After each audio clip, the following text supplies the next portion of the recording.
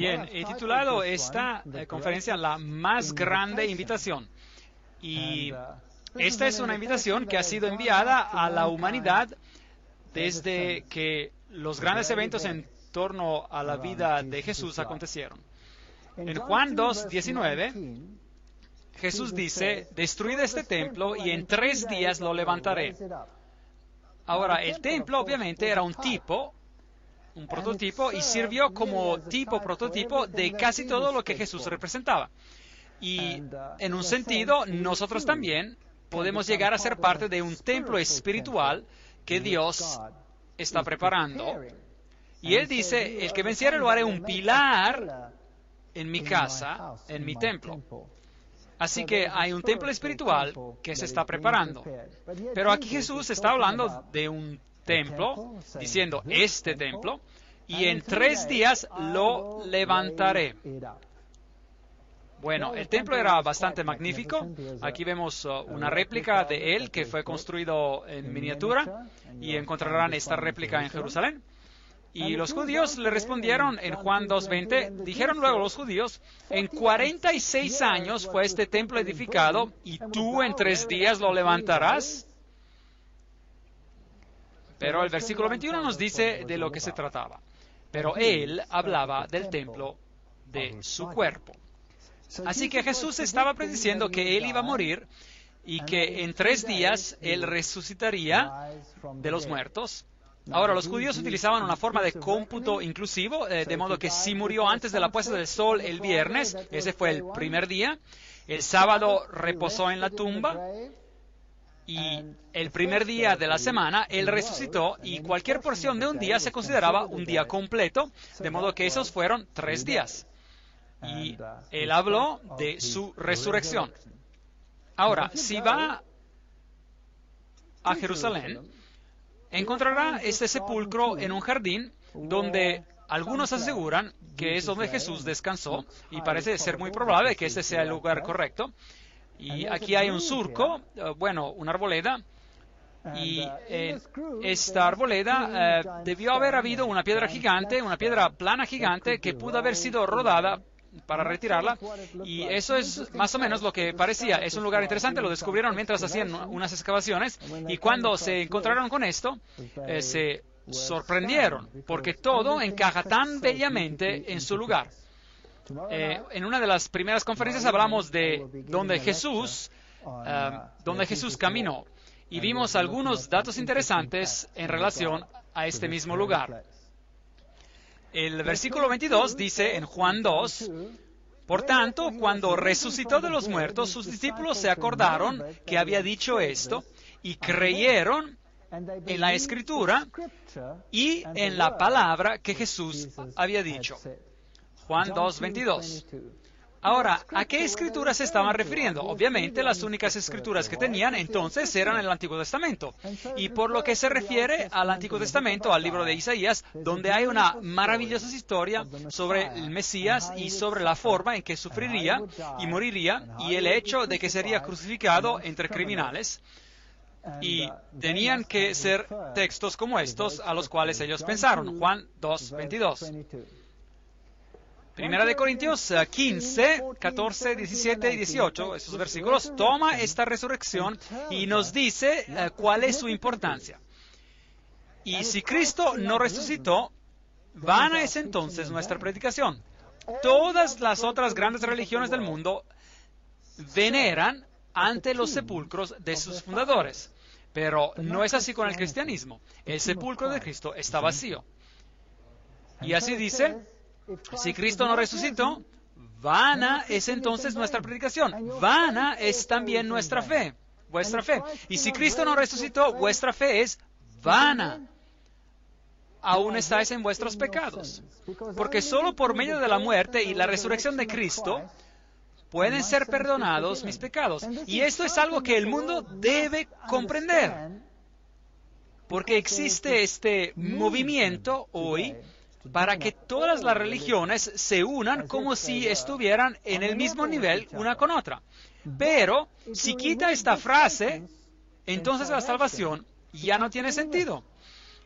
Entonces ellos también, los que se durmieron en Cristo, perecieron.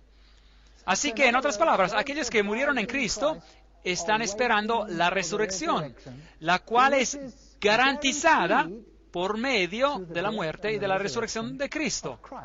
Él fue los primeros frutos de esa resurrección. ¿Cómo puede ser Él los primeros frutos si la Biblia dice que otros fueron resucitados por Cristo mismo? Y el libro de Judas implica que Moisés fue resucitado. La verdad es que hay personas en el cielo que nunca murieron, como Elías o como Enoc. ¿Y qué de ellos si Cristo es los primeros frutos? Había la ofrenda mecida y Cristo, los primeros frutos, resucitó junto con los que salieron de los sepulcros que fueron abiertos y un número de personas fueron resucitadas de entre los muertos en la resurrección de Cristo. ¿Qué hay de todos ellos? Cristo es el garante. En otras palabras, aun si personas fueron trasladadas antes de la muerte de Cristo, fue bajo la presciencia, la garantía de que Cristo moriría y sería resucitado de entre los muertos y vencería al pecado. Por lo que su salvación dependía, al igual que la nuestra, de la muerte y resurrección de Cristo. A este Jesús, entregado por el determinado consejo y anticipado conocimiento de Dios, ¿ve la presencia? Dios sabía que iba a tener éxito. ¿Podría haber fallado? Sí, pudo haber fallado. Él era completamente humano y completamente divino, pero Él nunca utilizó su divinidad ni una vez para protegerse a sí mismo, ni una vez. Y así que en su forma humana, en su humanidad, Él podría haber fallado, pero Él venció donde Adán falló. Así que a este, entregado por el determinado consejo y anticipado conocimiento de Dios, prendisteis y matasteis por mano de inicuos, crucificándole, al cual Dios levantó, resucitó, sueltos los dolores de la muerte, de modo que solo en Cristo hay salvación, por cuanto era imposible que fuese retenido por ella. A este Jesús resucitó Dios, de lo cual todos nosotros somos testigos. Hechos 2, 23, 24, 32. ¿Podemos ser nosotros hoy en día testigos de la resurrección de Cristo, sí o no? Sí podemos. Sí podemos, porque solo en Cristo uno encuentra el tipo de transformación que vemos en personas que lo han aceptado y que lo han seguido en todos sus caminos. Sin Él es imposible, por lo que Cristo debe estar vivo.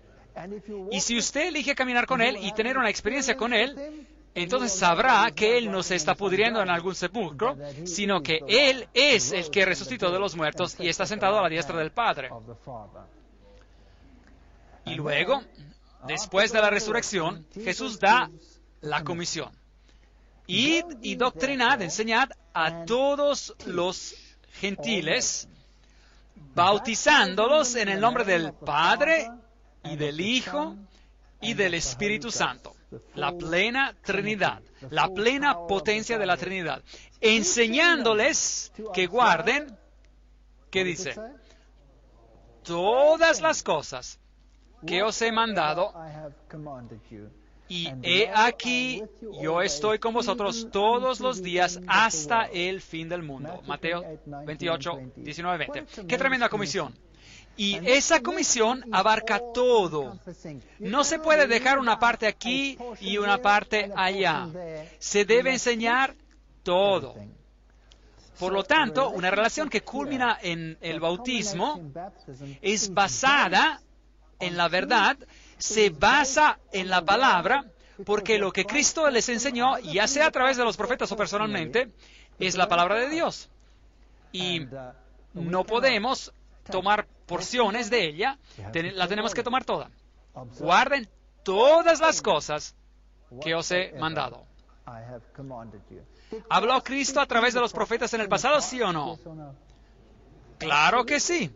Todas las cosas fueron creadas por Él y para Él, y sin Él nada de lo que ha sido creado fue creado.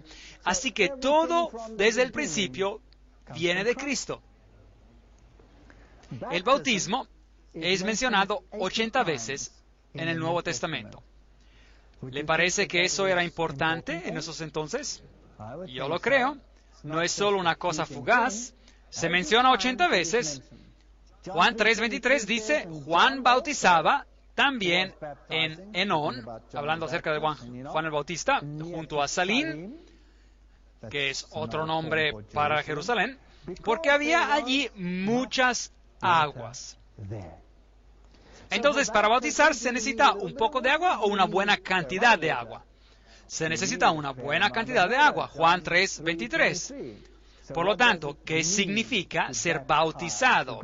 La palabra griega es baptizo, que significa bañar, sumergir o hundir bajo el agua. Y debe haber un significado específico también, porque Dios no hace nada al azar. Todo lo que Dios hace y dice tiene un sentido, tiene un profundo significado espiritual. Dios no es un Dios que dice, así es y ya. Así que bautizar significa sumergir bajo el agua. Y este es el río Jordán.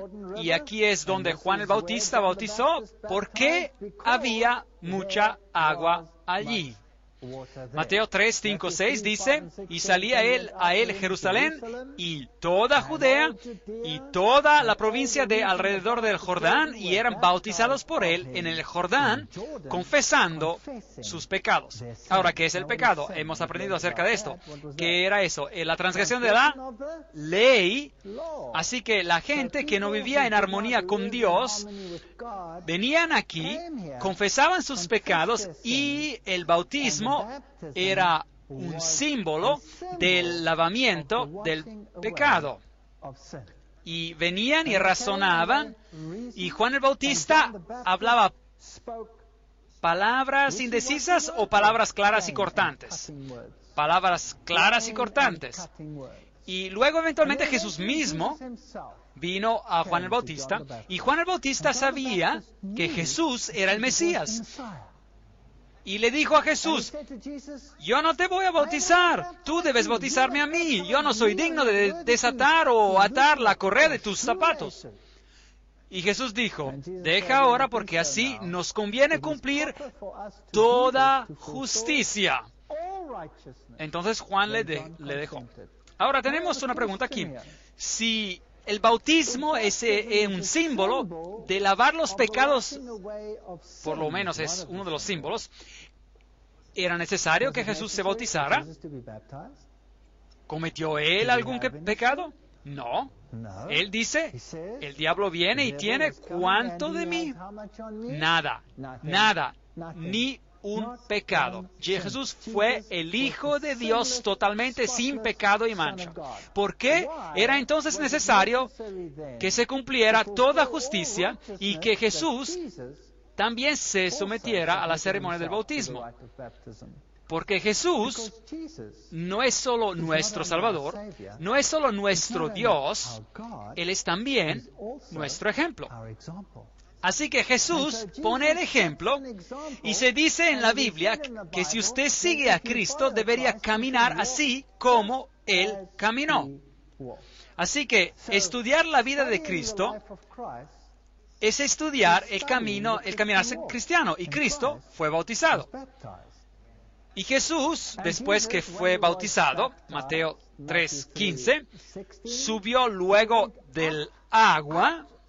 ¿Qué es lo que nos dice eso de la manera en que fue bautizado? Debió haber estado sumergido en el agua.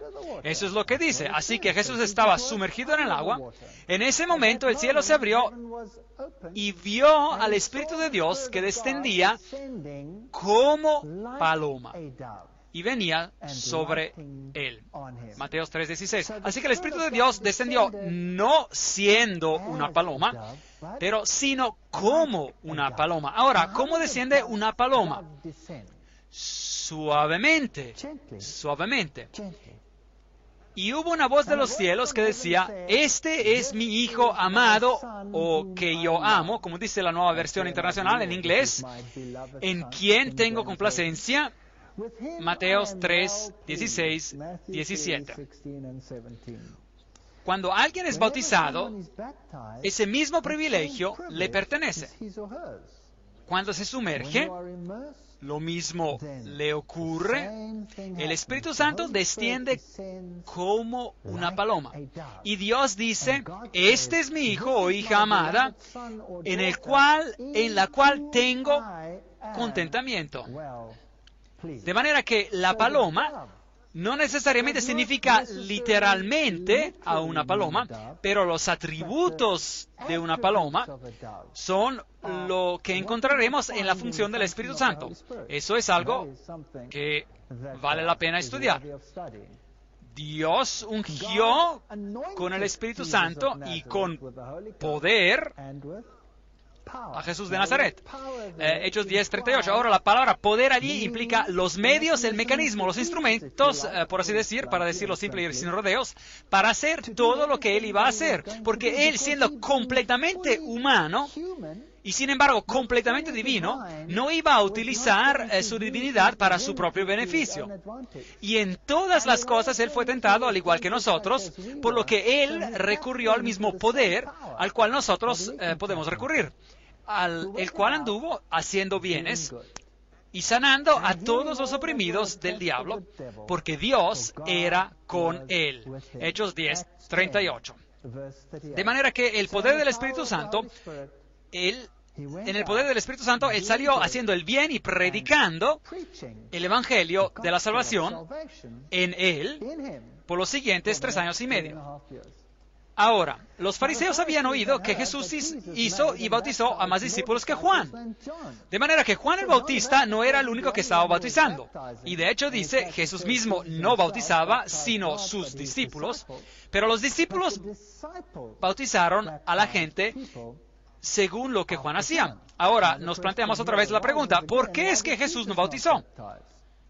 Porque Él es el que está tipificado en el bautismo.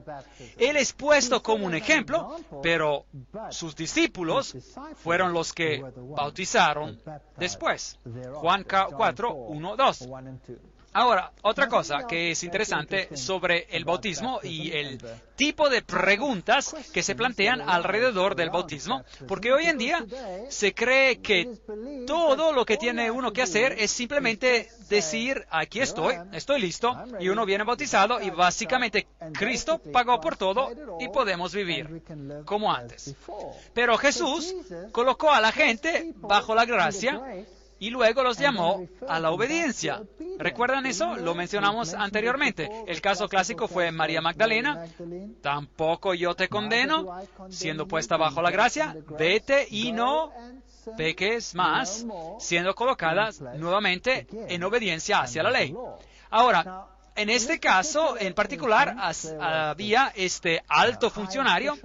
Él era el tesorero de una reina, era un eunuco, era probablemente un hombre negro, probablemente, y él viajaba por el desierto, había ido a Jerusalén, por lo que él era judío, era un judío devoto, y él estaba leyendo la Biblia cuando Felipe fue enviado a él. Hechos 8:26-28. Empero el ángel del Señor habló a Felipe diciendo, levántate y ve hacia el mediodía al camino que desciende de Jerusalén a Gaza, el cual es desierto. Entonces él se levantó y fue. Así Dios habla, hazlo. Y aquí un etíope eunuco de gran autoridad, en virtud de Candace, reina de los etíopes, que tenía el cargo de todos sus tesoros. De manera que él era el ministro de finanzas. Eso es lo que él era. Pero él era un judío, porque él había venido a Jerusalén para adorar. Era la Pascua. Y había venido a adorar en ese día en particular. Estaba él, por lo tanto, familiarizado con los derechos y las leyes y los juicios del sistema judío. ¿Sí o no? Sí. Y era un judío devoto que había venido para adorar. De manera que conocía todo sobre el Antiguo Testamento. ¿Creen que conocía los 10 mandamientos? Por supuesto. Conocía los 10 mandamientos y vino para adorar. Y se volvía sentado en su carro y leyendo el profeta Isaías, Hechos 8, 26, 28. Y así Felipe llega hasta él, es invitado a subir al carro y se sienta con él y habla con él y le dice, ¿qué lees? Y él dice, estoy leyendo el profeta Isaías. Y él le dice, ¿entiendes lo que estás leyendo?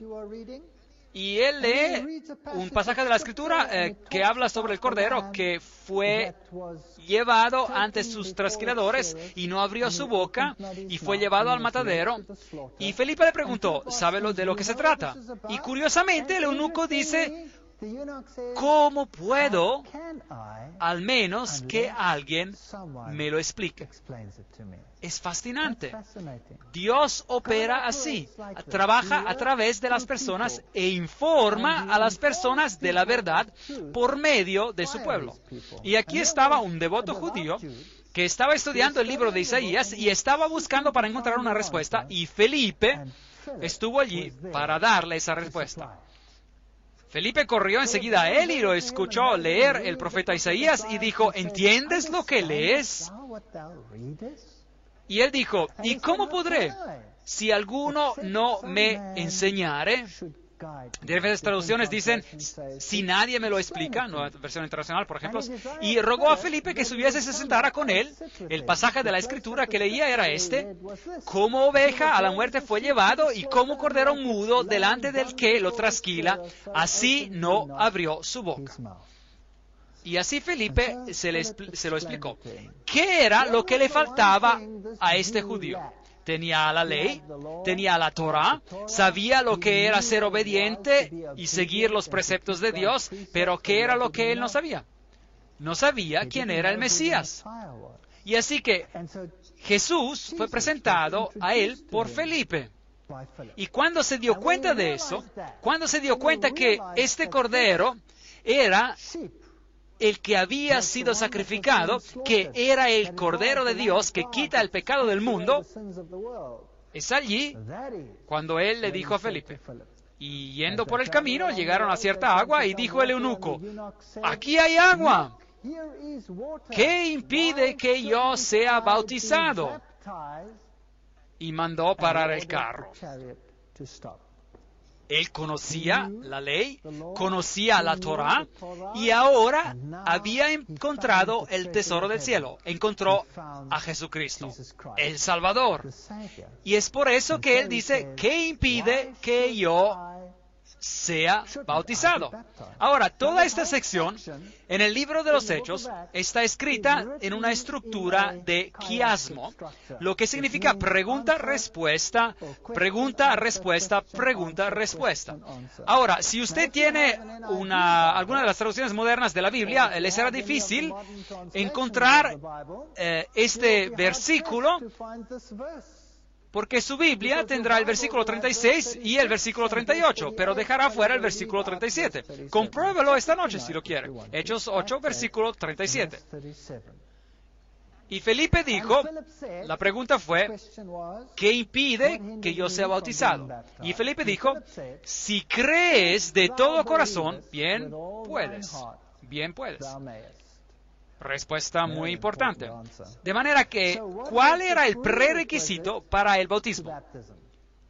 Creer con todo tu corazón. ¿Por qué cree que algunas traducciones modernas prefieren dejar afuera ese versículo? Y también dicen en el margen que no estaba en el texto original, pero la estructura del quiasmo, que es pregunta, respuesta, pregunta, respuesta, pregunta, respuesta, sería destruida si se dejara ese texto afuera. De manera que ese texto, tal como está en la Reina Valera o en algunas buenas traducciones, debería estar allí. Y dice, si crees de todo corazón, bien puedes. Bien puedes. Y respondiendo, dijo, creo que Jesucristo es el Hijo de Dios. Ahora, recuerde que era un judío. Jesús dijo, enseñándoles que, ¿lo recuerdan? Todas las cosas que os he mandado. todas las cosas. Si me amáis, guardad mis mandamientos. Hoy tenemos a gente que no conoce nada sobre los requisitos de Dios y aceptan a Jesús como su Salvador y piensan que pueden seguir como antes sin entrar en armonía con los preceptos de Dios. Así que los judíos tenían la ley y no tenían al Mesías. Hoy queremos al Mesías y no queremos a la ley. Es bastante confuso. En realidad, aquellos que guardan los mandamientos de Dios y tienen la fe de Jesús, eso es lo que la Biblia dice, ser el grupo que representa todo el Evangelio. ¿Por qué murió Jesús por nosotros? ¿Por qué nos encontramos en la transgresión? ¿Significa eso que nos quedamos en la transgresión? Por supuesto que no. Así que es muy importante. Si crees de todo corazón, bien puedes. Y respondiendo dijo, creo que Jesucristo es el Hijo de Dios. Esto era lo que él le faltaba. Él no conocía al Mesías. Y cuando él aceptó al Mesías como su Salvador personal, fue bautizado. Y descendieron ambos al agua, Felipe y el eunuco, y le bautizó. Hechos 8, 36, 38. Así que en todos los ejemplos que tenemos, vemos que la Biblia habla de un bautismo y que es un bautismo de inmersión. Ahora, si nosotros vamos a la iglesia primitiva, veremos que en la iglesia primitiva también se bautizaba por inmersión. Aquí hay una cruz bizantina y una antigua iglesia bizantina y esta está en ruinas, por supuesto, y si camina a través de esas ruinas hay una antigua pila bautismal donde se bautizaba a estas personas. De más cerca se puede ver que allí uno bautizaba por las escaleras, uno bajaba ahí y allí era donde ellos bautizaban. Así que la iglesia primitiva, después de Cristo, bautizaba por inmersión.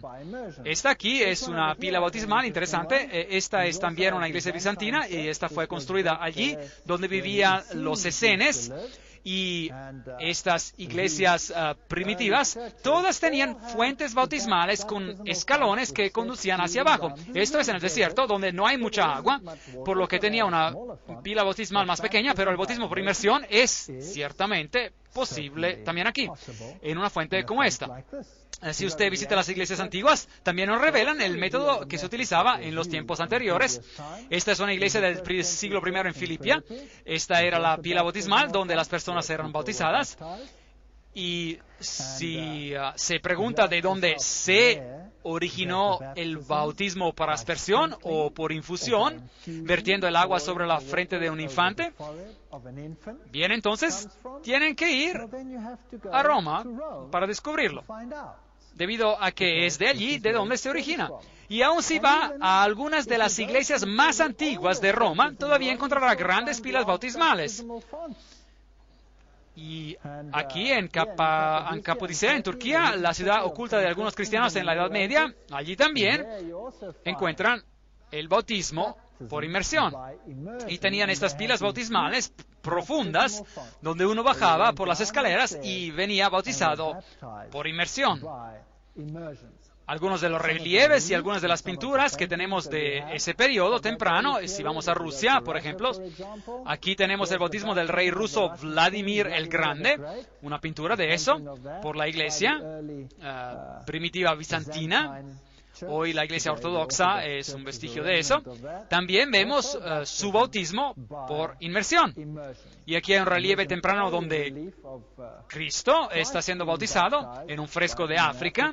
Y allí lo tienen también de pie bajo el agua. Y el agua llega hasta su cintura.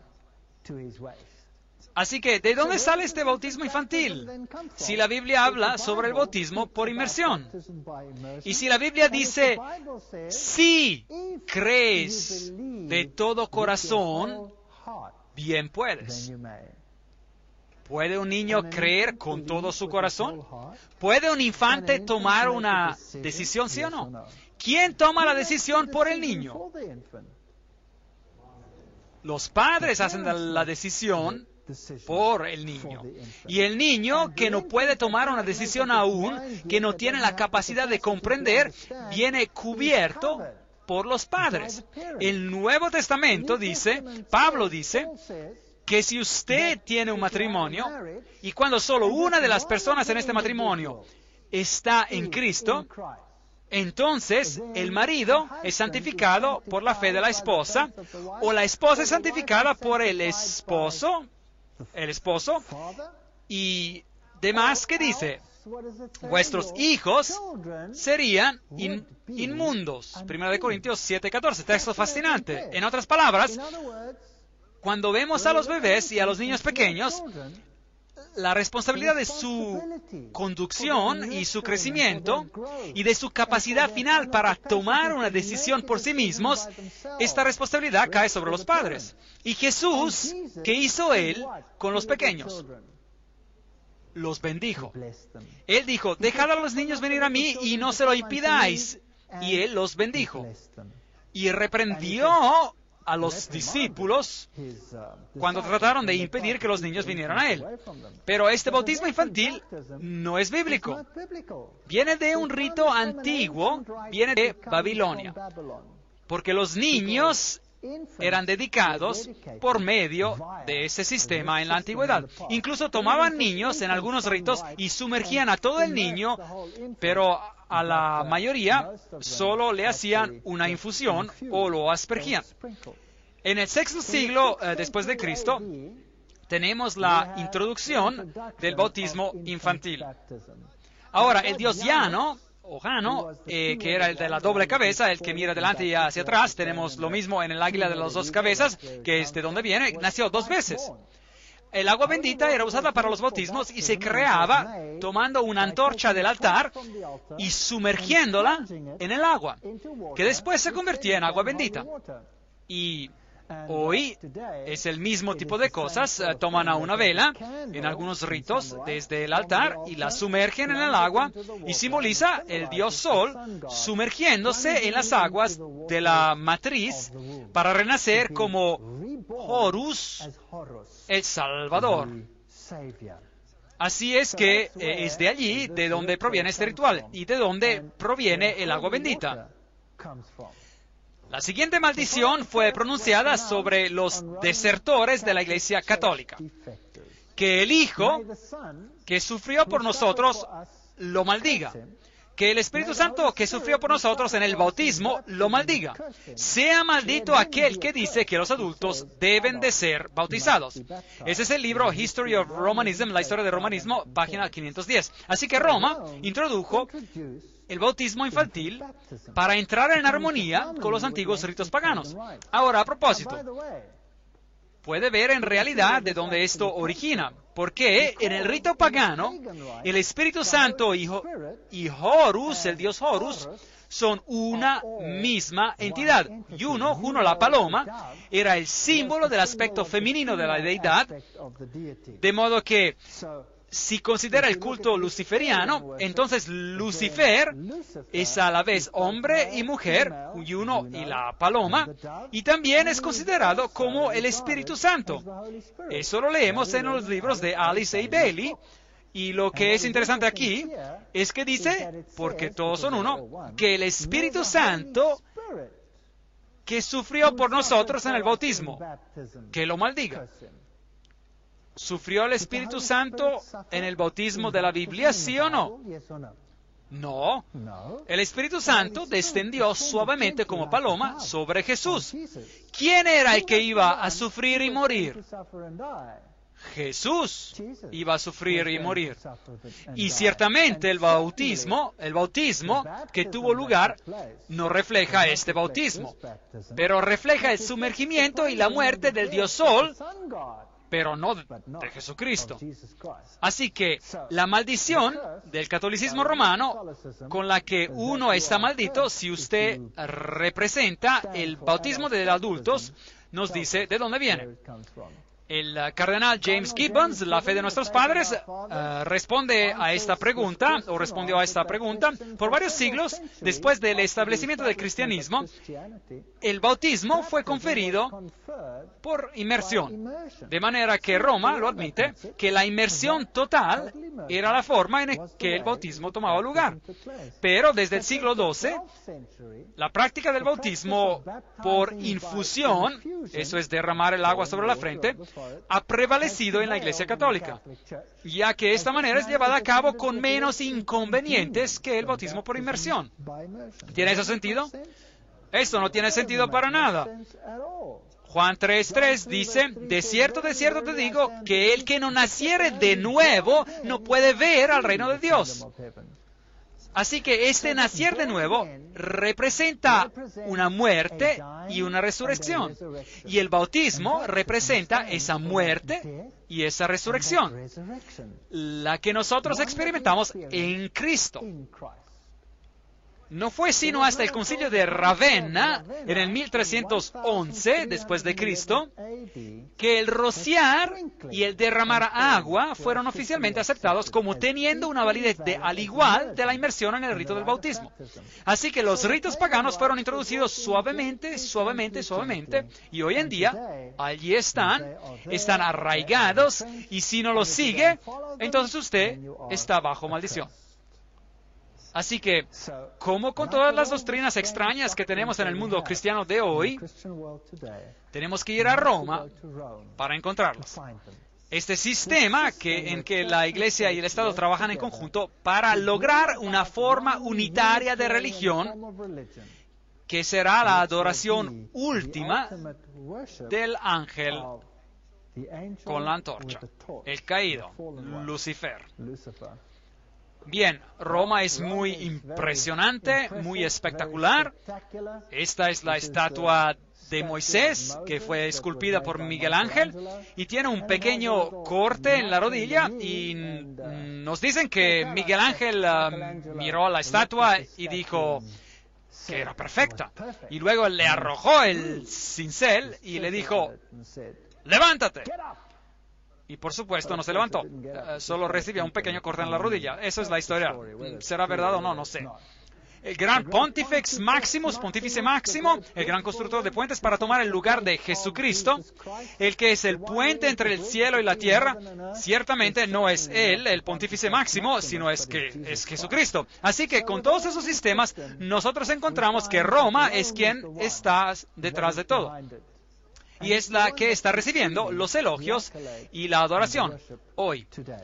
Se afirma que el bautismo infantil trae al niño a la familia de Dios. Y luego ellos afirman que este es el nuevo pacto que cubre a toda la familia. El bautismo es una consecuencia de la aceptación de Jesucristo como su Salvador personal, de haber aprendido todos los preceptos de Cristo, de haberlos aceptados y de estar conscientes de que somos pecadores viviendo en transgresión a la ley de Dios, y que nuestra única esperanza es que esta mancha sea lavada en la sangre del Cordero, y luego de caminar en armonía con Cristo en su poder por medio de Él. De eso es lo que se trata. Y los niños simplemente no pueden hacer eso. He aquí una fuente infantil que encontrarán en el Vaticano. No hay espacio para inmersión allí. La Biblia dice en Efesios 4:5, un Señor, una fe, un bautismo. ¿Cuántos bautismos tenemos allá en el mundo? Muchos diferentes ritos de bautismo. Algunos bautizan por inmersión, por ejemplo, los bautistas, bautizan por inmersión. Otros practican el bautismo infantil rociando. Otros practican el bautismo infantil por infusión. Otros no practican el bautismo con agua, pero afirman solo un bautismo espiritual. Algunos practican el bautismo por inmersión sumergiéndose una vez.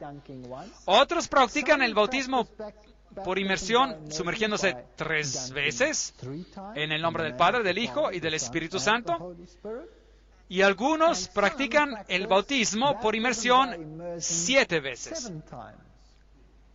¿Cuál de esos está en lo correcto? La Biblia dice, hay un Señor, una fe, un bautismo. Seguro, tendría que ser muy simple resolver el problema. Uno tiene que ir a la fuente de referencia. ¿No es eso correcto? ¿Y cuál es la fuente de referencia? La Biblia. Entonces, ¿por qué la gente no toma la norma de la Biblia, sigue los dictados de la Biblia, y entonces alcanzaremos a tener un solo bautismo? ¿Correcto? ¿Cuántas veces dice que Jesús fue sumergido bajo el agua? Una vez. ¿Dice en algún lado que el eunuco se sumergió un par de veces? ¿Sí o no? No. Así que debería ser posible tener solo un rito. De hecho, cualquier doctrina en la Biblia tendría que ser discernida siguiendo el mismo método. Si una iglesia dice que esta es la manera y otra dice que esta es la manera y otra dice no, esa es así la manera, y las iglesias se están dividiendo todo el tiempo sobre estos asuntos, seguramente que deberíamos de poder ir a la palabra de Dios y decir, bueno, eso es lo que la palabra dice, hagámoslo de esa manera. Y si puede encontrar una iglesia que dice, esto es lo que la palabra dice, hagámoslo en cada uno de los aspectos, bueno, entonces tendrá un Señor, una fe, un bautismo. Pero desafortunadamente no vivimos en un mundo así. Entonces echemos un vistazo al simbolismo del bautismo para que podamos ver lo que realmente implica. Primera de Pedro 3:21. Y esta agua simboliza el bautismo.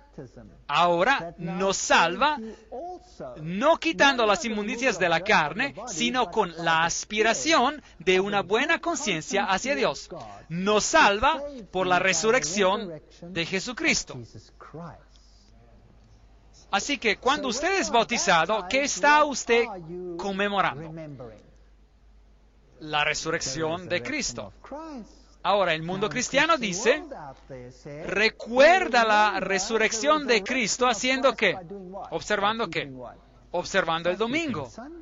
¿Eso no es bíblico? Eso no es bíblico.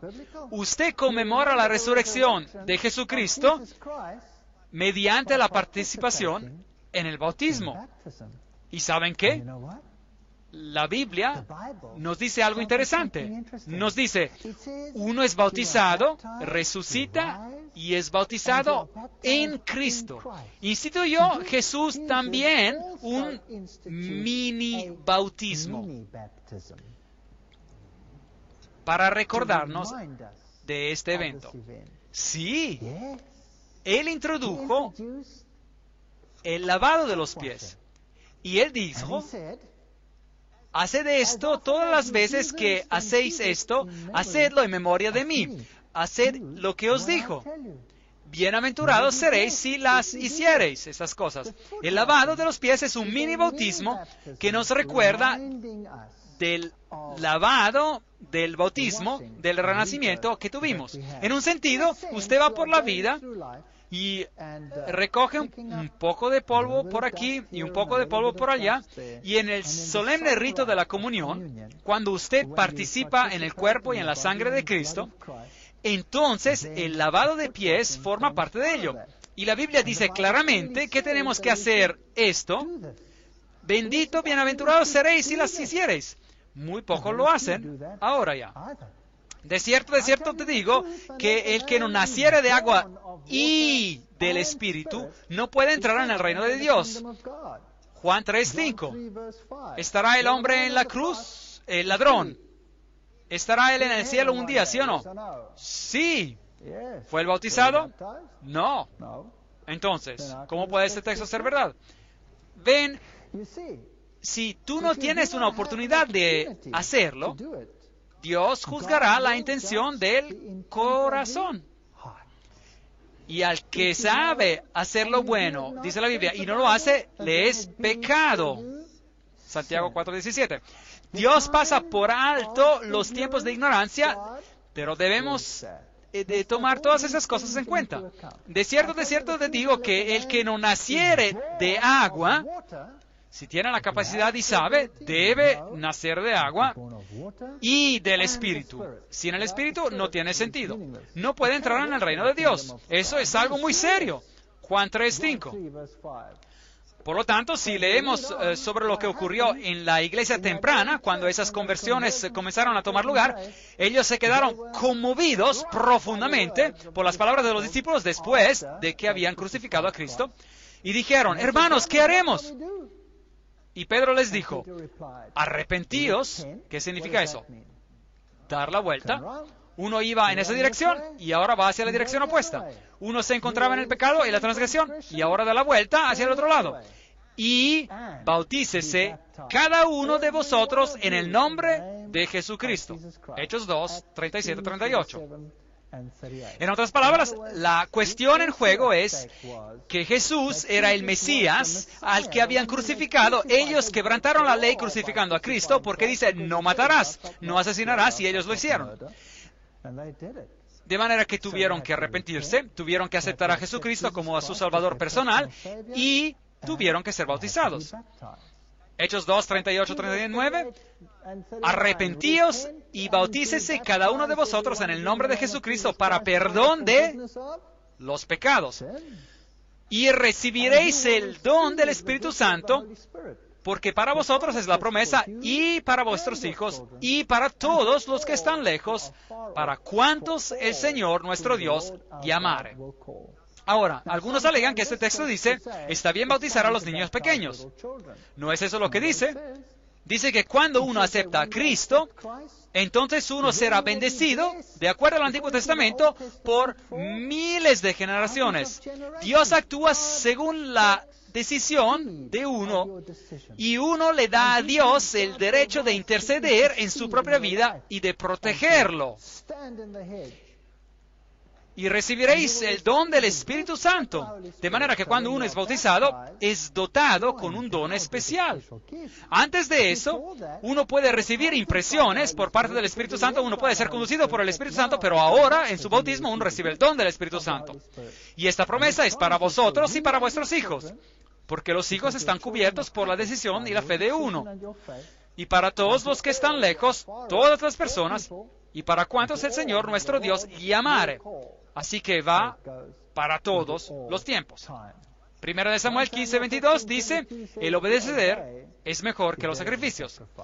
Así que si Dios dice esto, y si Dios dice que uno tendría que arrepentirse y ser bautizado, entonces eso es lo correcto de hacer. Efesios 4, 11, 13, Reina Valera Antigua, dice: y él mismo dio unos ciertamente apóstoles, y a otros profetas, y a otros evangelistas, y a otros pastores y doctores, para perfección de los santos, para la obra del ministerio, para edificación del cuerpo de Cristo, hasta que todos lleguemos a la unidad de la fe y del conocimiento del Hijo de Dios, hacia el hombre perfecto, hasta la medida de la estatura de la plenitud de Cristo.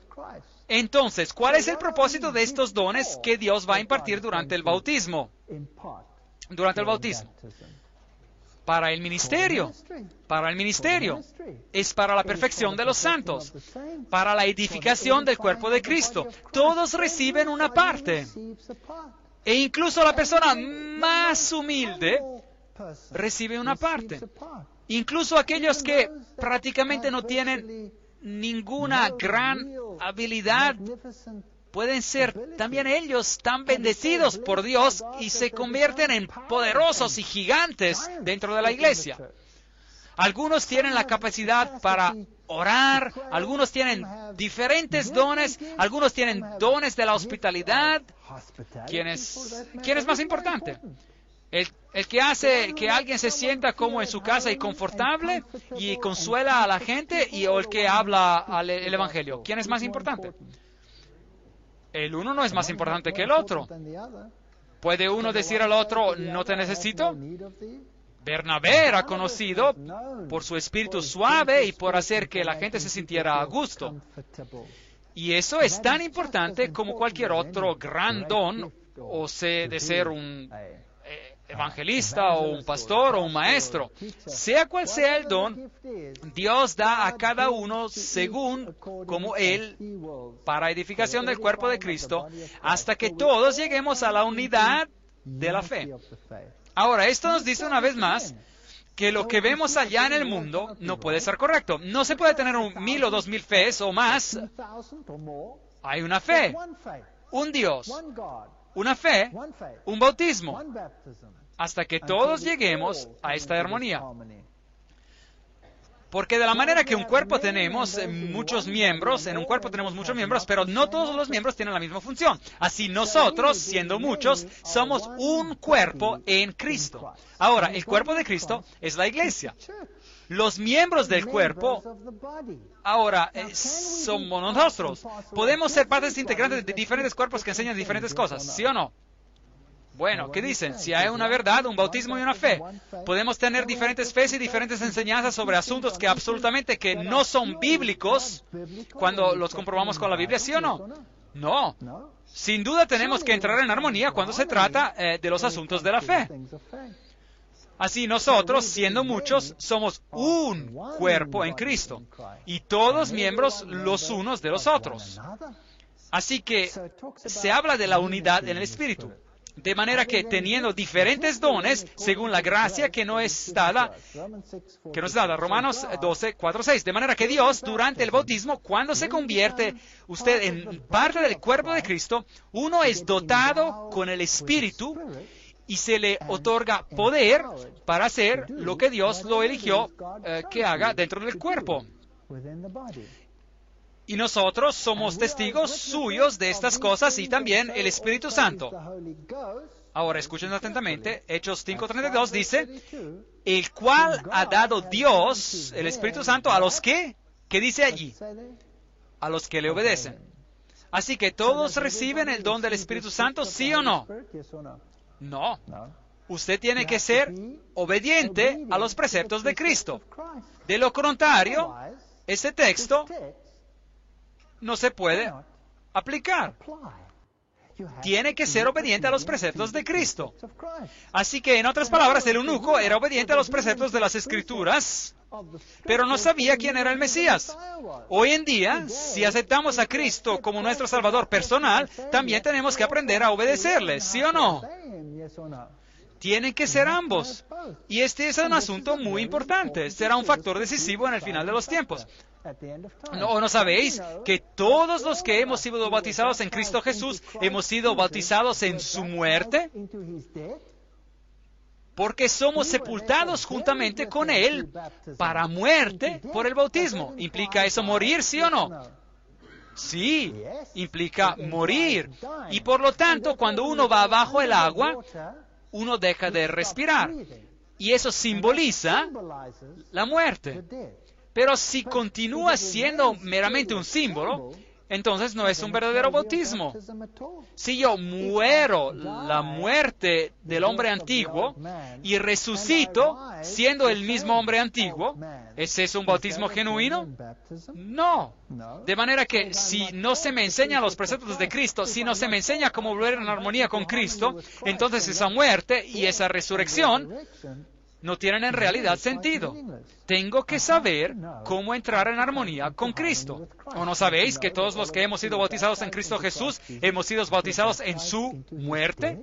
Porque somos sepultados juntamente con Él para muerte por el bautismo. Ahora, ¿saben ustedes que el mundo musulmán acusa el cristianismo de ser una religión fácil? Porque todo lo que uno tiene que hacer es arrodillarse y decir, bien, Señor, perdóname. Y luego uno se levanta y puede hacerlo nuevamente. Y puede ir a, digamos, que si uno es católico romano, uno puede ir al sacerdote y puede confesar el pecado y ya se desaparece. Y luego uno puede cometerlo de nuevo y regresar y confesarlo, cometerlo de nuevo, regresar y confesarlo. Y uno siempre podrá recurrir a esta confesión. Y luego si uno está en el pecado, cuando uno muere, uno recibe la última unción. Y aun cuando uno esté muerto, y todo esto viene eliminado. Eso no es cristianismo, eso es paganismo. Y no es cierto. Los musulmanes dicen que si usted comete algo malo, uno paga el precio de inmediato. Así que si uno es un ladrón, se le corta la mano. Uno la pierde.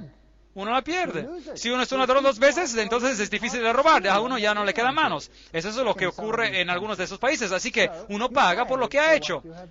Y por tanto, ese es el verdadero pago por la transgresión. El cristianismo es una religión fácil, ellos dicen. Y el cristianismo falso lo es. Porque la gente abusa de la gracia de Cristo como una excusa para seguir llevando el estilo de vida que tenían antes, ¿correcto? Pero el verdadero cristianismo exige una pena de muerte. De tal manera que uno muere y uno viene sepultado con él por medio del bautismo en la muerte. A fin de que como Cristo resucitó de los muertos por la gloria del Padre, así que también nosotros andemos en, ¿qué dice? En vida nueva. Romanos 6, 3, 4. No puedo vivir la vida antigua. Tengo que ser transformado.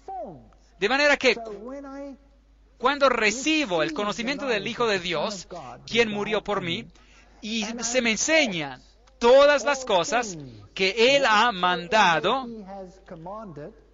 y acepto que me encuentro en la transgresión a la ley de Dios, y acepto el don de la salvación en Jesucristo, y soy bautizado, sepultado con Cristo en el bautismo.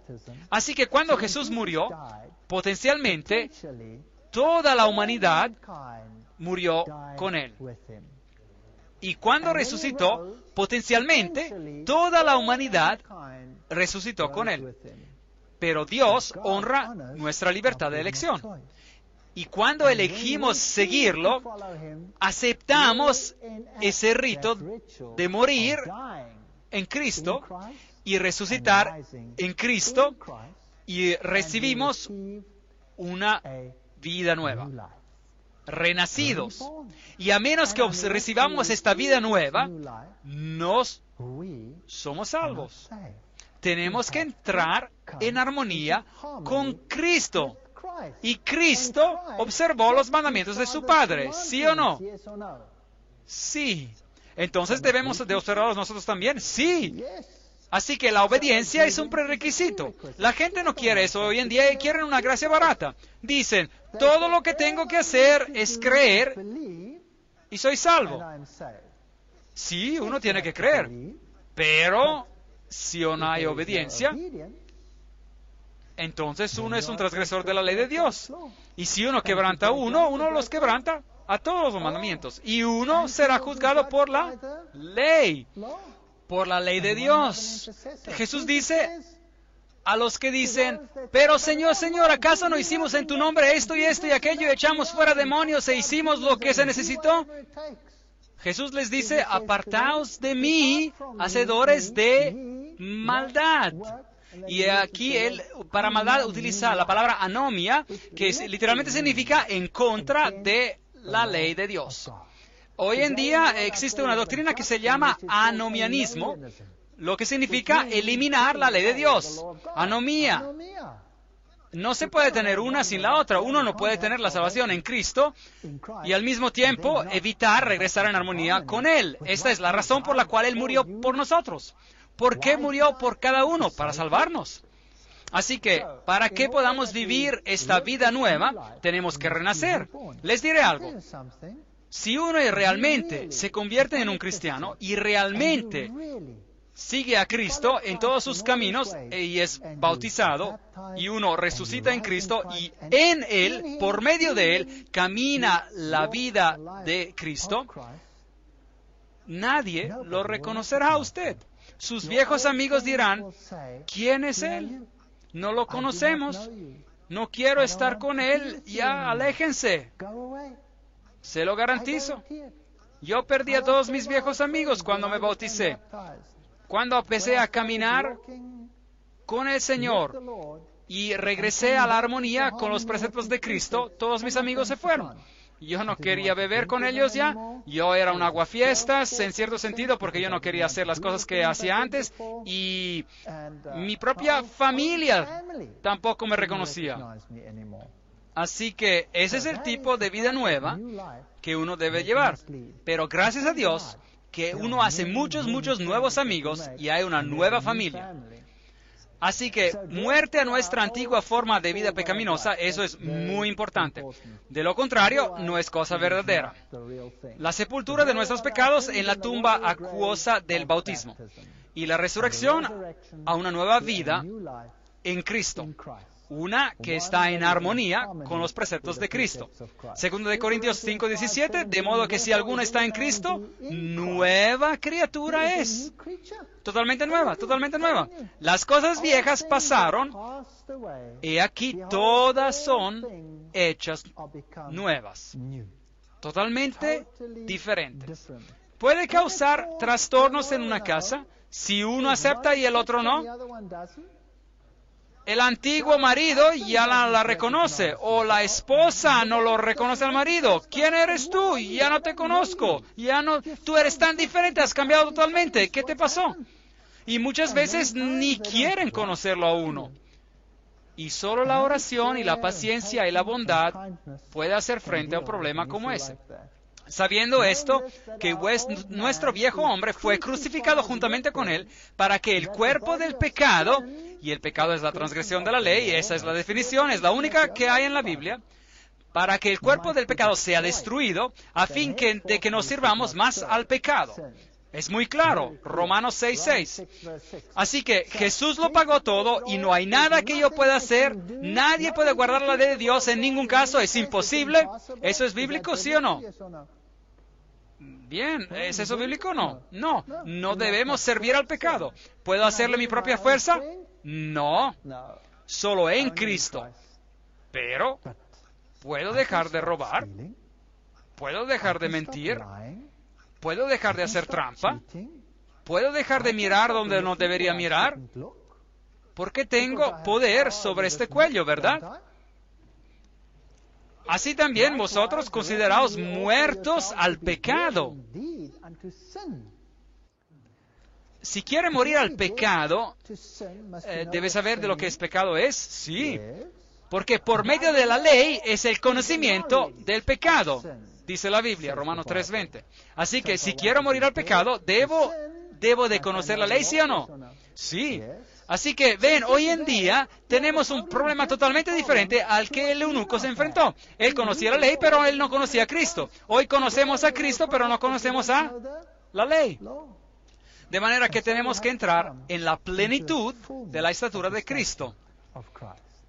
De manera que, así también, vosotros consideraos muertos al pecado, pero vivos para Dios en Cristo Jesús, Señor nuestro. Romanos 6:11. Así que morimos con Cristo en el rito del bautismo, somos resucitados en una nueva persona, totalmente nueva, brillantemente nueva.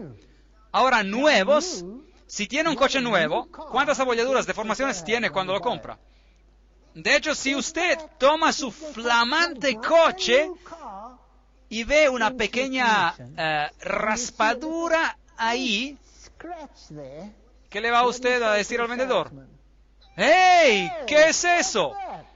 Después de conducir ese coche por 20 años, ya a nadie le importa, ¿saben? Pero cuando el coche es nuevo y uno se pone muy quisquilloso, ¿verdad? Bien, así es como uno está brillantemente nuevo. ¿Cuántas faltas puede haber en ese coche?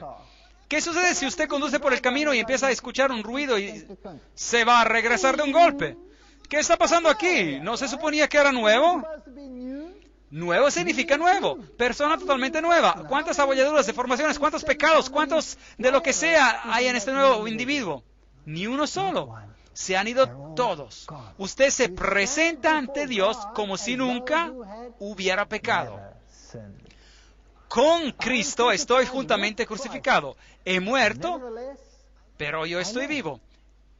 Y ya no vivo yo, más vive Cristo en mí. Así que si me jacto y digo, yo tengo el poder de hacer esto ahora, y yo tengo el poder de hacer aquello ahora, eso no es tampoco bíblico. En Cristo, y lo que ahora vivo en la carne, la vivo en la fe del Hijo de Dios, el cual me amó y se entregó a sí mismo por mí. Gálatas 2:20. Es fantástico, es fantástico. Yo no me convierto en un títere de Cristo. Cristo no me controla como un títere y dice, eres una marioneta, tienes que hacer esto, lo que sea, y esto y el otro. No, yo tengo la libertad de elegir. Y elijo seguir a Cristo. Y cada día el diablo me preguntará, ¿por qué estás haciendo eso? ¿Estás loco? Mira lo que tengo que ofrecerte. Él tiene solo un montón de potasa, no tiene nada. Y así que yo elijo día tras día de seguir a Cristo. Así que el bautismo conmemora la muerte, la sepultura y la resurrección de Cristo. Eso es lo que hace. En segundo lugar, simboliza la muerte y la sepultura del viejo hombre de pecado. En tercer lugar, representa la resurrección a la nueva vida en Cristo Jesús. Y en cuarto lugar, indica el lavado del pecado. Hechos 22, 16. Eso es lo que el rito del bautismo representa. Ese es el simbolismo. Cuando uno es levantado del agua, ¿qué le pasó a Jesús? La paloma descendió. Así que cuando uno es levantado del agua, uno es una nueva persona en Cristo. Entonces, uno recibe el don del Espíritu, sea lo que sea, como Dios quiere. ¿Saben que muchos se sientan en la iglesia preguntándose, ¿cuál es su don? Bueno, yo no tengo ningún don. Nada me pasó a mí que yo recuerde. Si no están dispuestos a caminar con Cristo, ¿van a tener una experiencia con Él, sí o no? Muchos ejercen sus dones todos los años y ni siquiera saben que están ejerciendo un don. El que creyere y fuere bautizado será salvo. Marcos 16, 16. Ese texto es usado tan incorrectamente hoy en día. Creer significa todo. Uno tiene que creer todo. Si crees de todo corazón, bien puedes. Hechos 8:37. Varones hermanos, ¿qué haremos? Pedro les dijo, arrepentíos. Eso significa volver a la armonía con los preceptos de Cristo. Y bautícense, lávense, sean renacidos. Y bautícese cada uno de vosotros en el nombre de Jesucristo. Porque solo en Él vivimos y nos movemos y somos. Así que los que recibieron su palabra fueron bautizados. ¿Quiere decir eso que hubo algunos que no recibieron su palabra? Claro, muchos no la recibieron. Y se añadieron aquel día como 3,000 personas. Hechos 2:41. De modo que al cuerpo de Cristo fueron añadidas 3,000 personas. Ahora, hoy es un bautismo en masa en el Jordán. Mucha gente va al Jordán para ser bautizados. Miles y miles y miles van a ser bautizados. Y me pregunto si ellos entienden la plenitud del rito del bautismo. Es agradable ser bautizados por inmersión, porque esa es la manera bíblica. Y de hecho, la Iglesia Adventista del Séptimo Día acepta el bautismo por inmersión. Hecho en otras iglesias, sí fue hecho según la manera bíblica. Y uno puede convertirse en miembro simplemente por profesión de fe. Y aquí una joven siendo bautizada en un lago, y ellos dicen, la Iglesia Católica dice que era menos inconveniente hacerlo de esa manera. Bueno, Cristo lo hizo y yo me quedé sorprendido por esta persona. Tomé esta foto en Alemania, donde esta joven fue bautizada. ¿Qué ven allí? Hielo flotando alrededor. Increíble. Eso es determinación para ser bautizado. ¿No están de acuerdo? Eso es determinación. Vamos a echar un vistazo a los pasos para la salvación y los veremos según la Biblia. Número 1, uno tiene que aceptar el sacrificio de Cristo. Romanos 3:23. Uno tiene que creer que Él es el camino, la verdad y la vida, y tienen que creer que esta es la forma en que se hace. Hechos 16:31. Número 3, uno debe de confesar. 1 de Juan 1:9. Y debe de haber una decisión. Apocalipsis 3:20. Debemos de tener todos estos 4 componentes. Romanos 3:23 dice, por cuanto todos pecaron y están destituidos de la gloria de Dios. Todos somos pecadores, por tanto, todos deben nacer de nuevo para entrar en el reino de los cielos. Uno debe ser una persona nueva, uno que regrese a la armonía con Cristo, porque uno no va a entrar en el reino de otra manera. Por lo tanto, tiene que nacer de nuevo. Todos pecaron. Hechos 16:31, y ellos dijeron, cree en el Señor Jesucristo y serás salvo tú y tu casa. La fe abarca a los hijos. Maravilloso. Todos pecaron, tengo que aceptarlo y debo de creer en los méritos de Cristo y tengo que confesar mis pecados. Si confesamos nuestros pecados, Él es fiel y justo para que perdone nuestros pecados. De modo que si tengo un bautismo sin una confesión, ¿es válido? No. Y nos limpia Él de toda maldad. Primera de Juan 1:9. He aquí, yo estoy a la puerta y llamo. Si alguno oyere mi voz y abriere la puerta, entraré a él y cenaré con él y él conmigo. Apocalipsis 3:20. Esto es lo que amo sobre el carácter de Dios. Él no forza a nadie. ¿Qué hace Él? Él está a la puerta y llama. Él no forza su camino para entrar. Así que, ¿qué debe hacer uno en el análisis final? Uno debe aceptar la invitación, debe abrir la puerta e invitarlo a entrar en su vida. Ahora, ya sabemos lo que bautismo significa. ¿Significa también que yo vengo a formar parte de la iglesia de Cristo cuando soy bautizado? Porque por un espíritu somos todos bautizados. No 10 espíritus, no 20, no 1000, ni 2000, un espíritu. Somos todos bautizados. ¿En cuántos cuerpos? Un cuerpo. Sea que seamos judíos o griegos. Ahora, recuerde que la palabra judío se utilizaba para los primeros cristianos también y que se los consideraba todavía como judíos o griegos, sea siervos o libres, y a todos se nos dio a beber de un mismo espíritu. 1 Corintios 12:13. Solo hay uno, hay solo una verdad, no hay 10 verdades, miles de verdades. Y el Señor añadía cada día a la iglesia los que habían de ser salvos. Hechos 2:47. Así que cuando uno acepta el rito de bautismo, cuando uno acepta a Jesús como su Salvador personal, cuando uno se bautiza, uno se convierte en parte del cuerpo de Cristo. Y ese cuerpo de Cristo debe de ser el que enseña ¿cuántas cosas? ¿Cuántas cosas? Todas las cosas. Porque por un solo espíritu fuimos todos bautizados. ¿En cuántos cuerpos? Un cuerpo. Y Él es la cabeza del cuerpo, que es la iglesia. Colosenses 1:18. Sí, el bautismo por inmersión es personal, pero también es corporativo. Quiere decir que uno viene a formar parte del cuerpo de Cristo. Ahora, ¿qué hay sobre el rebautismo? Si uno ha sido bautizado, digamos que uno ha sido bautizado de una manera que no está de acuerdo según la totalidad del principio bíblico. ¿Qué pasa entonces? ¿Se debe de volver a bautizar? Bueno, veamos lo que ocurrió en Hechos 19:1-5. Pablo, después de recorrer las regiones superiores, vino a Éfeso y hallando a ciertos discípulos les dijo, ¿recibisteis el Espíritu Santo cuando creísteis? Así que habían aceptado a Cristo, eran creyentes, y ellos le dijeron, ni siquiera hemos oído si hay un Espíritu Santo. Entonces dijo, ¿en qué pues fuisteis bautizados? Ellos dijeron, en el bautismo de Juan. Ahora, Juan predicó el bautismo de arrepentimiento, pero el bautismo de Cristo implica convertirse parte del cuerpo de Cristo y recibir el don que le otorga el poder para predicar a Cristo. Dijo Pablo, Juan bautizó con bautismo de arrepentimiento, diciendo al pueblo que creyesen en aquel que vendría después de él. Esto es en Jesús el Cristo.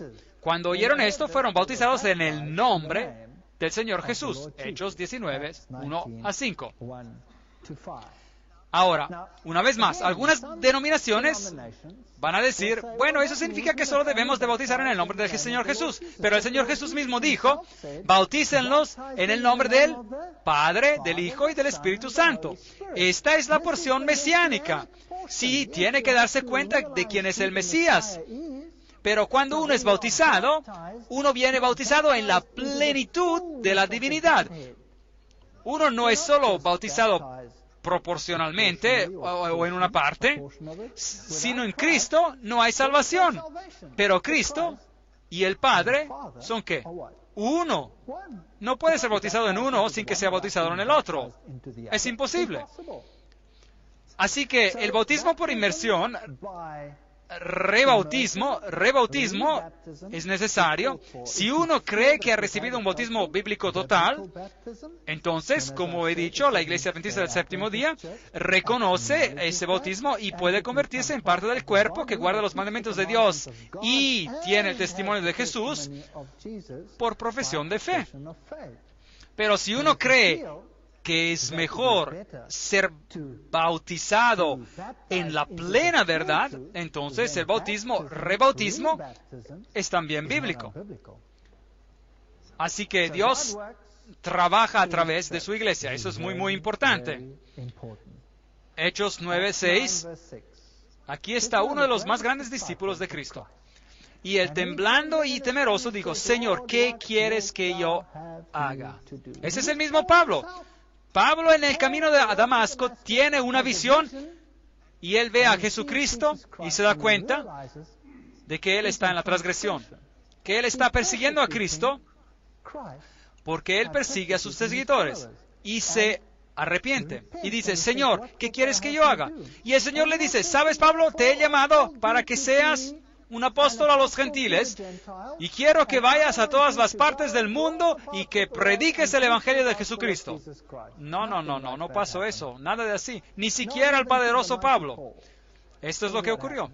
Y el Señor le dijo, levántate y entra en la ciudad, y se te dirá lo que debes hacer. ¿No es eso fascinante? Dios no trabaja fuera de su cuerpo. Él guía a la gente, Él alimenta, conduce a la gente, pero en el análisis final, Él los va a guiar hacia el cuerpo. Fue entonces Ananías y entró en la casa.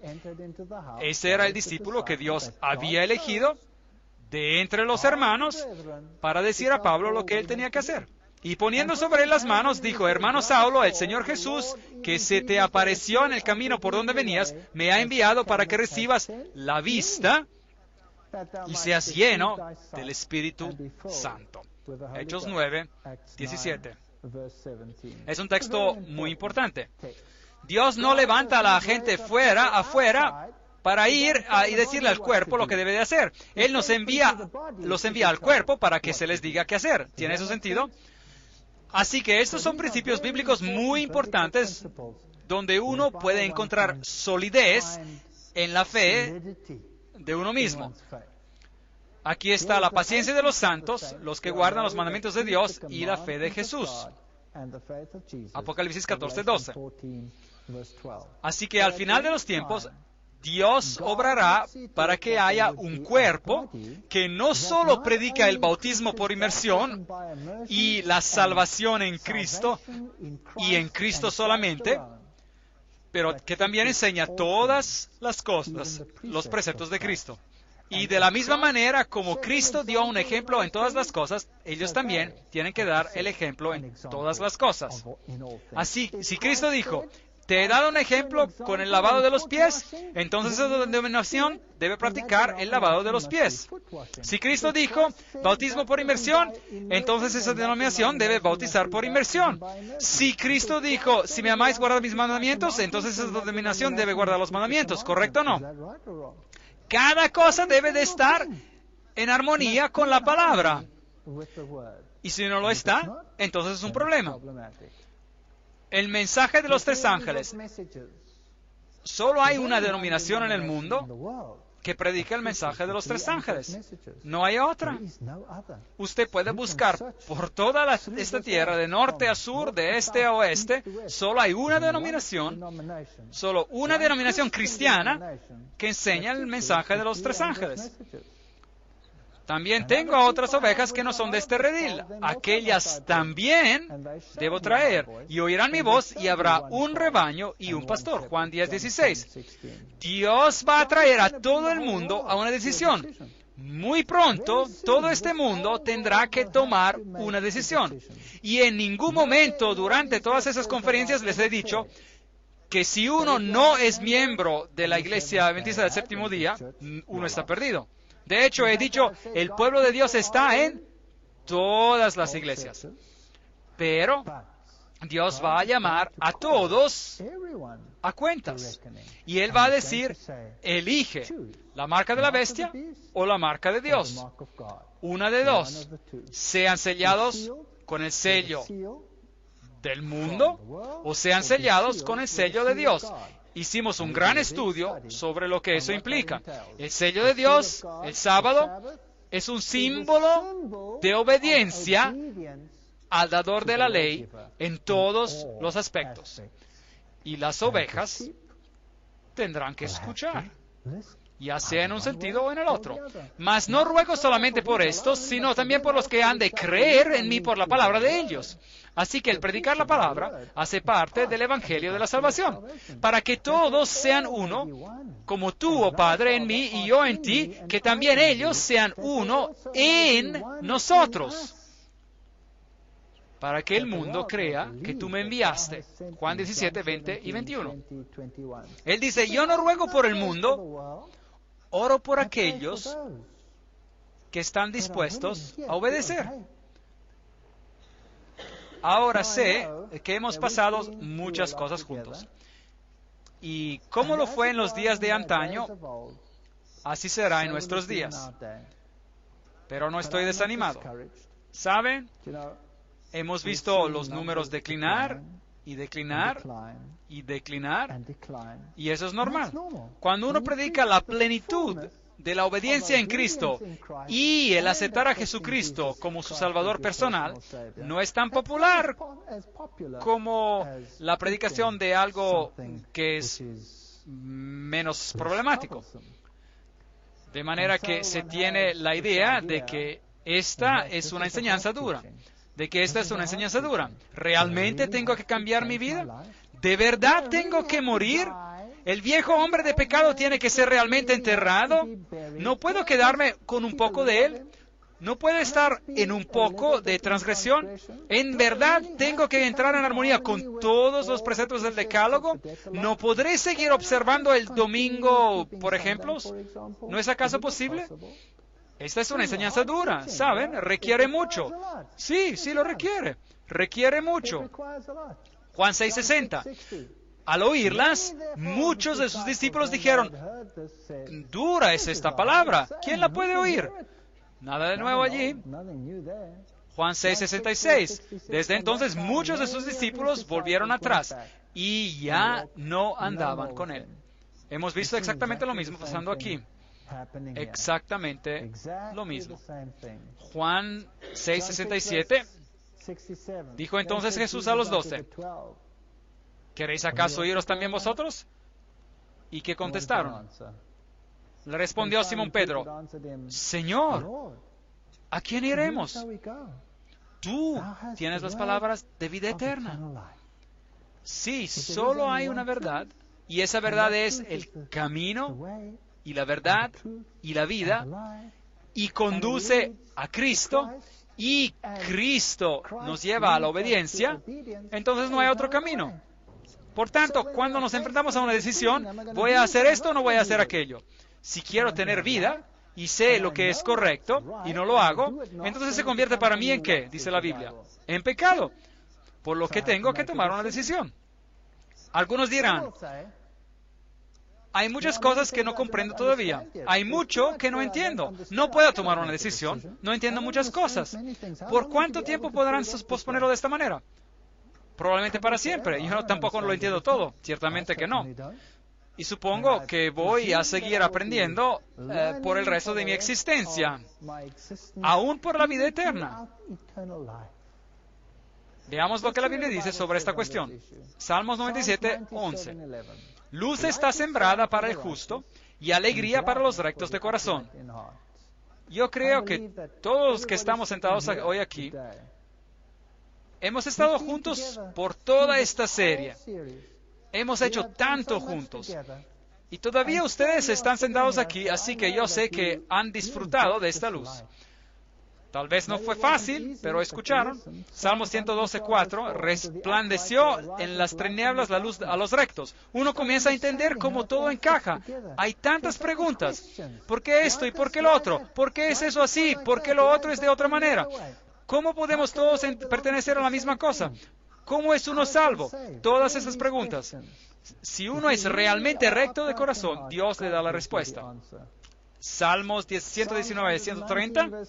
La exposición de tus palabras alumbra.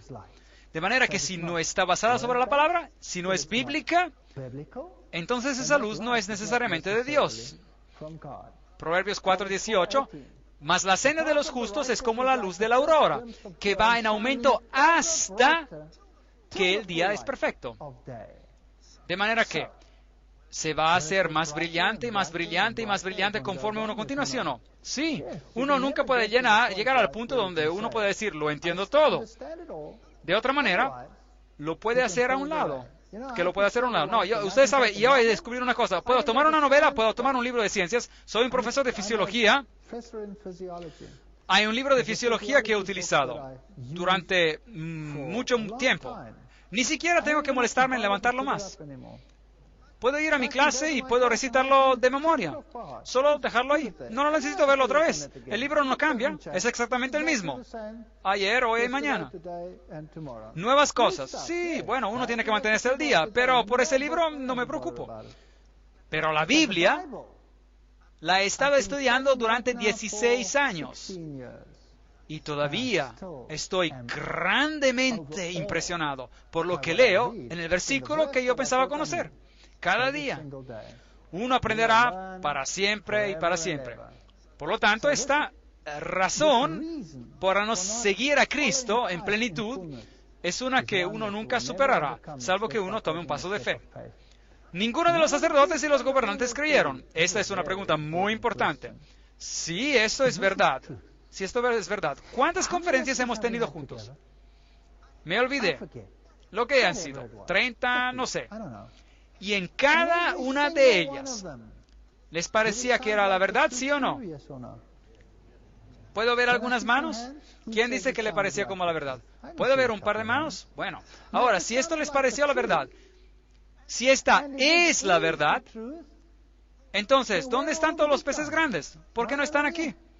¿Dónde están todos los demás? ¿Dónde están todos los teólogos y los sacerdotes y los pastores y estos y aquellos?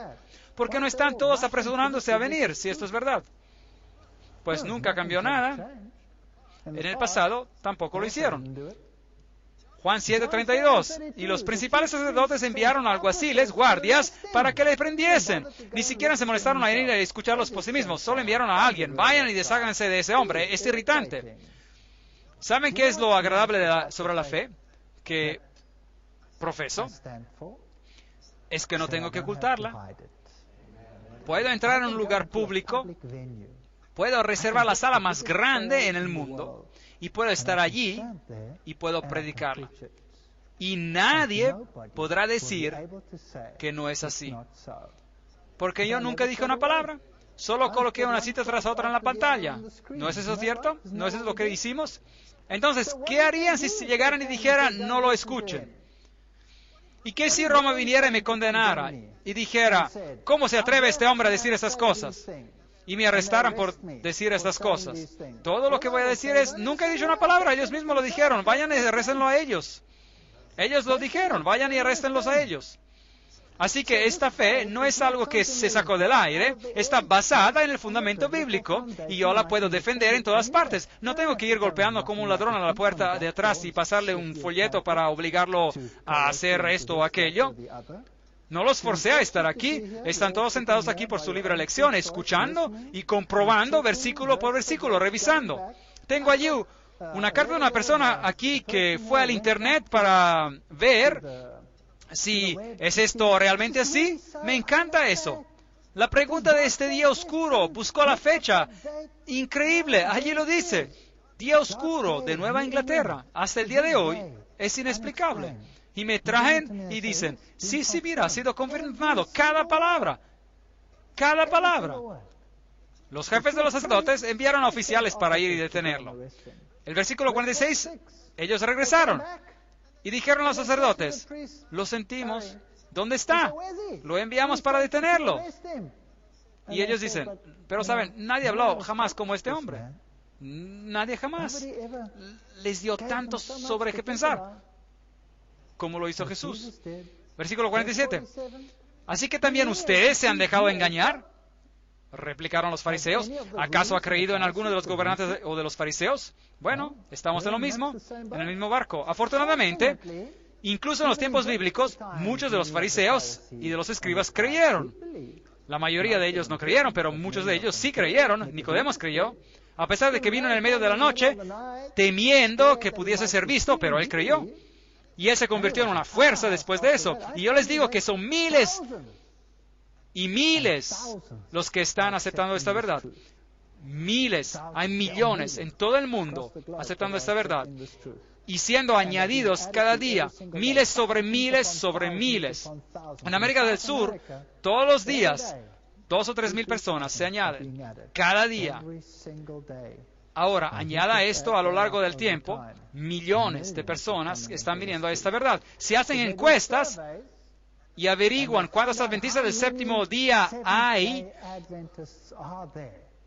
entonces encontrarán que en las encuestas hay más adventistas del séptimo día que en los libros de la iglesia. Esto es fascinante. Si un gobierno hace una encuesta en su país preguntando a qué denominación pertenece, hay más adventistas del séptimo día en ese país que en los libros de la iglesia. ¿Qué les dice eso? Que en sus corazones ellos han aceptado esta verdad, pero no han dado aún el último paso. Hay iglesias completas, incluyendo al pastor, iglesias completas que están viniendo a esta verdad. ¿Por qué? Porque hay tanto en ella que no se puede negar. Y otros dirán, así que también ustedes se han dejado engañar. Juan 7:47, ninguno de los otros le han creído. Bueno, tal vez no se han molestado en estudiarlo. Algunos dirán que el precio es demasiado alto. No quiero pagar este precio. Tengo que renunciar a demasiado. ¿Y qué es lo que uno tiene que renunciar? Padre mío, si es posible, pase de mí esta copa, pero no sea como yo quiero, sino como tú. Mateo 23:39. Es profundo que Dios debe elegir algo tan simple como la obediencia, un día, para hacer una diferencia entre el bien y el mal. Absolutamente increíble. Voy a esperar hasta que el Espíritu me mueva. Usted sabe, realmente yo sé que esto está correcto, pero usted sabe, realmente aún no me quiero dar un paso todavía. ¿No es esta una frase que la gente usa? Bueno, Proverbios 16:25 dice, hay camino que parece derecho al hombre, mas sus salidas son caminos de muerte. Si usted sabe que algo es correcto, hágalo. Yo no soy uno de esos evangelistas que va a estar aquí al frente poniendo presión, porque todos esos tiempos hemos hablado a sus mentes y ojalá que a sus corazones también. Pero sin duda, me gustaría que sus corazones y sus mentes trabajaran juntos. Esta es su decisión, no la mía. Yo no tengo que forzarlos. Ustedes deciden si esto está correcto o incorrecto. Tal vez cree realmente que no sabe todavía o aún no está seguro. Eso es razonable.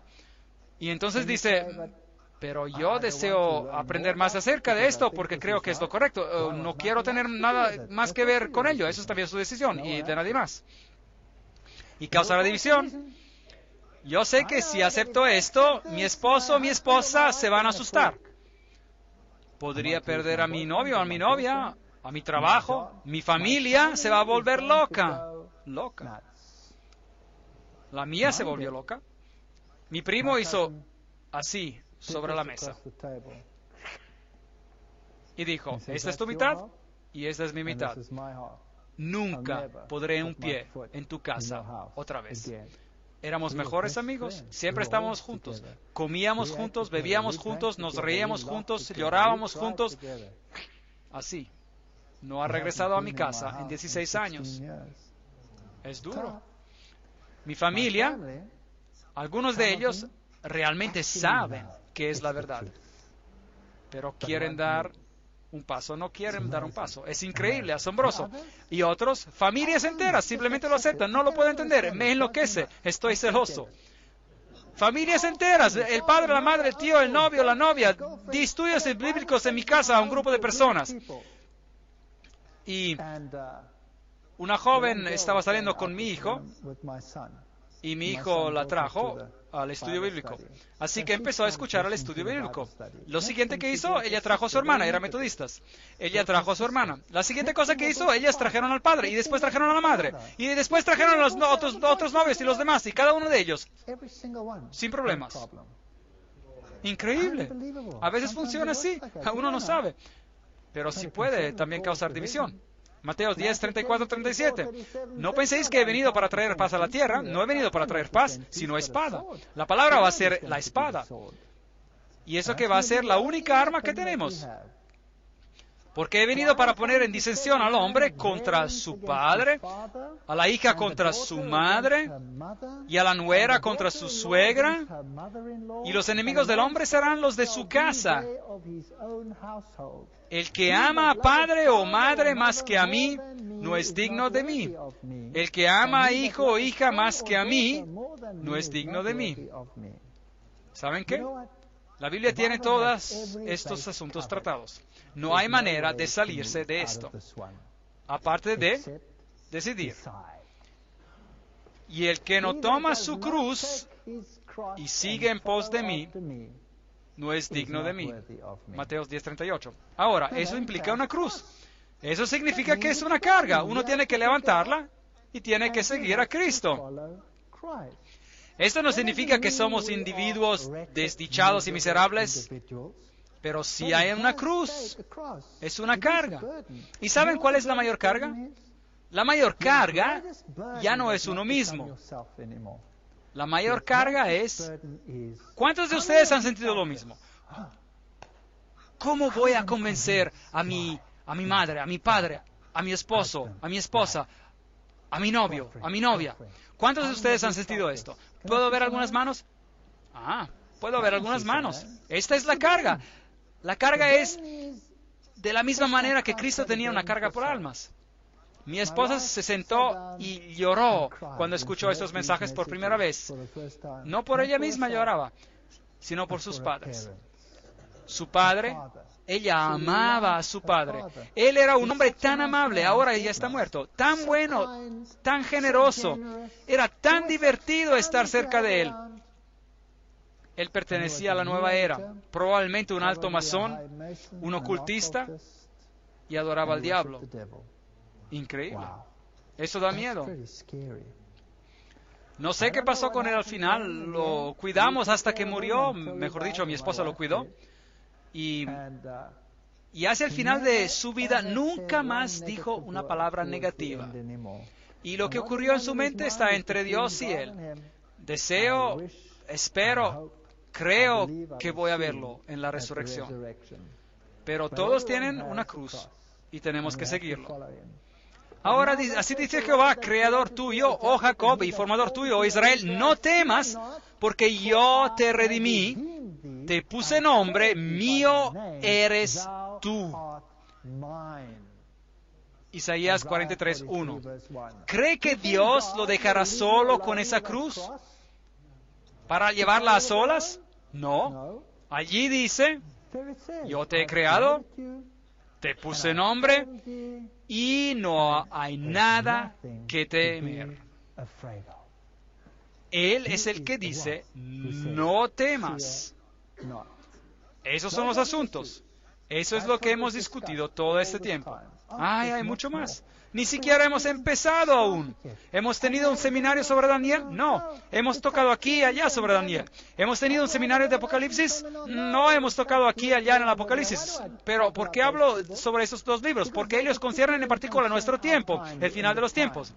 No hemos tocado Isaías, que es toda la Biblia en una palabra profética. Mi libro favorito, Isaías, increíble. Hay tanto consuelo en ese libro.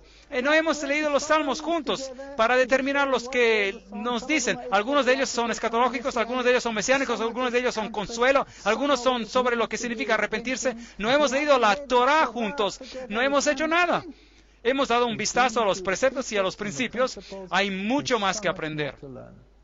Y vamos a continuar con esto. Aunque yo me voy a ir y ya no voy a estar aquí, no soy yo en el que ustedes están interesados. Ustedes están interesados en Jesucristo. Él es todo lo que realmente importa. Y cuando entran en un cuerpo, es a quien sirven. Sirven a Jesucristo. No mira a su alrededor y dice, ¿por qué esta persona aquí? ¿Y por qué esta persona no está haciendo lo que está bien? No es de nuestra competencia saber si está haciendo bien o si no está haciendo bien. Nuestra competencia, nuestra tarea es de seguir a Cristo y de seguir a sus preceptos. Y tenemos que entrar en armonía. Eso significa que yo puedo ir a mi hermano y decir, escucha hermano, ¿por qué sigues haciendo esto cuando la Biblia en realidad dice que esto y aquello y el otro? En amor, uno puede hacer eso, no hay nada de malo con eso. No esperan la perfección, pero esperan la verdad. Y no se den por vencidos hasta que hayan encontrado toda la verdad. Eso es lo que se trata. Y sigan a Cristo, y Él los ayudará, no teman. Él los ha redimido. Así que ese es el asunto. No es que hayamos terminado, pero el asunto es que hemos llegado al punto donde podemos tomar una decisión. Por eso me gustaría invitar a todos los que han decidido, al que ha llegado a la conclusión de que esto es verdad, que se quede después del final de la conferencia para que podamos discutir cómo continuar. ¿A dónde vamos después de esto? ¿Qué hago para cumplir con el rito del bautismo? ¿O he sido ya bautizado? ¿O no estoy listo aún? ¿De qué debo hacer? ¿Dónde encuentro más? ¿Qué debo hacer? Uno no puede simplemente huir del cuerpo de Cristo. Ellos venían añadidos cada día. Por lo tanto, quisiera invitar a todos los que están convencidos que hasta ahora hemos escuchado verdad, a que se queden aquí cuando terminemos. Y vamos a hablar brevemente, solo brevemente juntos, respecto a lo que vamos a hacer en camino hacia adelante. Algunos de ustedes sienten que tal vez están listos para el bautismo. Algunos a lo mejor sienten, yo quiero unirme al cuerpo. Algunos podrían sentirse de manera diferente. Vamos a hacer eso después de esta reunión. Sin presión, nada de eso. Es solo su decisión. Vamos a orar. Padre Celestial, gracias Señor por la verdad. Gracias por la palabra que es verdad, desde la primera página hasta la última.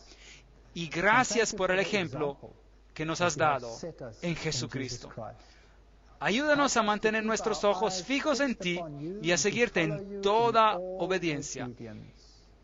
Señor, por favor, entra en nuestros corazones y en nuestras mentes y ayúdanos a tomar decisiones correctas, a fin de que te sigamos por doquiera que tú nos guíes y no a donde el hombre intenta guiarnos, a cualquiera de nosotros. Gracias por todas las personas que están aquí esta noche. Y gracias, Señor, que estás hablando a cada uno de nosotros. Señor, hay muchos que han conocido esta verdad por años, incluyéndome a mí mismo. Y yo también esta noche, junto con ellos, quiero volver a entregar mi vida a ti. Y decir, Señor, a lo mejor me resbalé a lo largo del camino, o a lo mejor he cometido errores. Pero sé, Señor, que por tu gracia el hombre justo cae muchas veces, pero tú lo levantas de nuevo. Así que los que quieren volver y entregar sus vidas a ti, que ellos puedan también tomar una decisión esta noche. En el nombre de Jesús.